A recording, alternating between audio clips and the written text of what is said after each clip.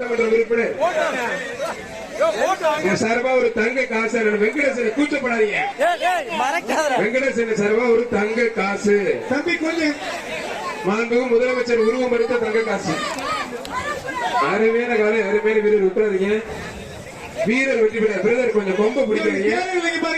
நீங்க 3 மாடு கொம்ப பிடிச்சீங்க. இனிமேல் பிடிச்சீங்க தோத்து போச்சுடா அண்ணன் சரிக்கா பாருங்க. தோத்து போச்சுல. அவனி அகிலா சார்பாக எஸ் மாரிமுத்து பிரகாஷ் மாடுப்பா. தம்பி கீழே இறங்குப்பா தம்பி. திருநாகேஷ் கீழே இறங்குங்க. அங்க போய்